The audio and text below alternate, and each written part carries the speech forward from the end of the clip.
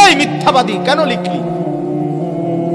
জন্ম নিবন্ধন সনদের মধ্যে ধর্মের পাশে ইসলাম কেন লিখলি? মিথ্যুক।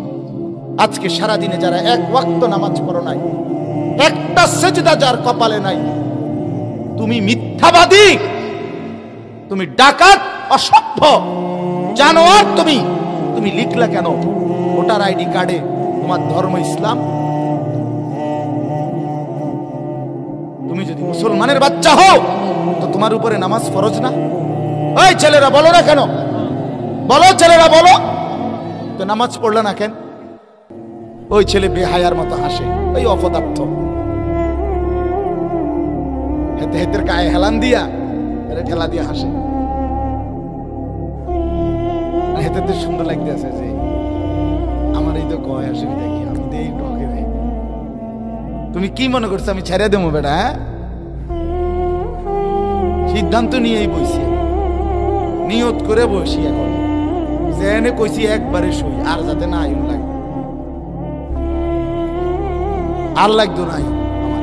আমি একবারে চিন্তা করছি যে একবারে আসছি, একবারে বলে দেব, কিন্তু ভয়ের কিছু নেই, তোমাদেরও কিছু। কেন নামাজ পড়লা না বাপ? বলো বলো ভাইয়া, বলো। আজকে তারা এশার নামাজ পড়েন না, একটা ওয়াক্ত নামাজ পড়েন। আপনারা বাবারা, অনেক বাবা আছেন এখানে এখানে চেয়ারে, আপনাদের ছেলে কেমন ঘুমাবে? আপনারা মেনে নিবেন কেমন? বেনামাজি সন্তান এক ওয়াক্ত নামাজ পড়ে না, কোনোদিন ফজরের নামাজ পড়ে না, এত বড় অসভ্য জঙ্গলি আপনার ঘরে কেমনি ঘুমায়? আপনি কাঁদেন না কেন? আপনি চিৎকার করেন না কেন? আপনি হাহাকার করেন না কেন? আপনার চোখ দিয়ে পানি পড়ে না? সে মা কাঁদে না কেন? যে মায়ের সন্তান চেহারা সুরতে বেঈমানের মতো। কি ও বাপ, আমরা এইভাবে হেরে গেলাম কেন? মানে আমাদের ধর্মের ত্রুটিটা কোথায়? ও চাচা, কোন না কেন? আমাদের কোরআন কি ভুল প্রমাণিত হয়েছে? আমাদের আল্লাহ নাই, আমাদের রাসূল মদিনায় নাই, আমাদের কোনো হাদিস নাই, আমাদের কোনো ধর্ম নাই, তো আমরা হেরে গেলাম কেন? ওই বাপ, তোমরা বলো আমরা হেরে গেলাম কেন? আমার ধর্ম তোমার পছন্দ হয় না কেন? আল্লাহর কোরআন তোমার ভালো লাগলো না কেন? রাসূলুল্লাহর সুন্নাত তোমার ভালো লাগলো না কেন? দাড়িটা পছন্দ হলো না কেন? দাড়িবিহীন বাবারা বলেন, ও ভাই বলেন, রাসূলুল্লাহর দাড়ি আপনার পছন্দ হলো না কেন?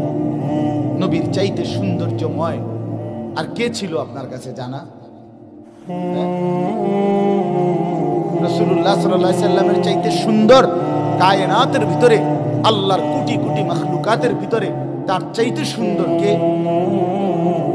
উনি আল্লাহ যেমন দৃষ্টান্তহীন, তুলনাহীন, ইনি মুহাম্মদ সৌন্দর্যে আর গুণে ইনিও তুলনাহীন। वो खालिकियत में बेमिसाल, ये हुस्न सीरत में बेमिसाल। আল্লাহ যেমন অনন্য সৃষ্টিকর্তা হিসাবে, রাসূলুল্লাহ সাল্লাল্লাহু আলাইহি সাল্লাম তিনিও অনন্য রূপে গুণে সব রঙে।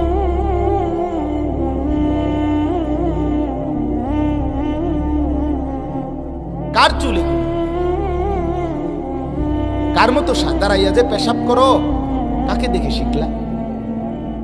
হ্যাঁ বন্ধু বলো, মানুষ বুঝি এইভাবে আল্লাহকে ভুলে যায়? মানুষ বুঝি এইভাবে সারাদিন মোবাইল টিপে বুঝি? এটি বুঝি কথা? এটি কোনো সুস্থ স্বাভাবিক? মানুষ বুঝি সারাদিন বেডি চায়। এত বেডি চাইয়া করবা কি ভাইয়া? এত বেডির দরকারটা কি তোমার? কয় হাজার মহিলা হইলে তোমার সারব? কত নর্তকী দরকার তোমার? এই পৃথিবীতে কোটি কোটি মানুষ প্রতিনিয়ত 60 বছর, 70 বছর, 90 বছর একজন পবিত্র হালাল স্ত্রী দিয়ে জিন্দেগি চালাচ্ছে না? কথা বলেন না কেন? তো তুমি এত নারী দেখে কি করবা? কি করবা? আর একটা নির্দিষ্ট সময়ে এত কোটি কোটি মানুষ যেহেতু প্রতিনিয়ত বিয়ে করছে, আল্লাহর পক্ষ থেকে একজন হালাল স্ত্রী মিলে যাচ্ছে, তো তোমার জন্য মিলবে না কেন? একটু অপেক্ষা করলে অসুবিধাটা কোথায়? কথা বলেন, একটু একটু অপেক্ষা করলে সমস্যাটা কি? একটু সবর করলে অসুবিধাটা কি ভাইয়া? তুমি যদি একটু চরিত্রটা হেফাজত করো, বিনিময়ে যদি একজন পবিত্র স্ত্রী পাও, খোদার কসম দুনিয়াটা জান্নাত হয়ে যাবে। যার ঘরে স্ত্রী ভালো তার ঘরই জান্নাত। আর যার বেড়ি খারাপ, যার বউ অসৎ, চরিত্রহীন, বেপর্দা, বেহায়া, যে বেড়ি নিজের স্বামীরে নিজের শরীর রূপ যৌবন দেখানোর চাইতে রাস্তায় দেখানোটাকে বেশি পছন্দ করে, খোদার কসম তার ঘর জাহান্নামের টুকরা, জাহান্নামের টুকরা, জাহান্নামের টুকরা।